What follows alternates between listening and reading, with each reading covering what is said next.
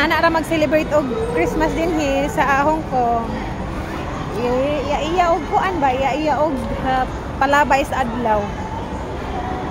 So Merry Christmas sa mga naada sa Pilipinas. And kami dito, merry pa rin naman ang Christmas namin kahit na kami-kami lang. Magagawa naman ng paraan. And ang mahalaga, may raos natin yung taon na healthy tayo, wala tayong masyadong mga inaalalang kung ano-anong problema. Kung meron man, kaya naman na gawa ng paraan. Nanghingog mo pa yun. Kaya meron din dito sila. So kanya-kanya na lang lapagan. Meron din doon sa kabila. Doon sa may Pandang Park. Ayan. Yung iba naman, trabaho pa rin. Tulad niyan.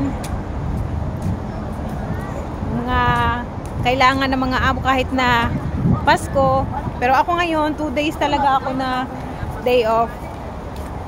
2 days talaga. Ngayon at saka bukas, day off ko. Ganito lang kasimple ang pag-celebrate namin ng Pasko. Parang regular days lang din. Medyo special nga lang siya kasi nga Pasko. Ako'y papunta ng CR actually. So bye-bye na muna mga mi.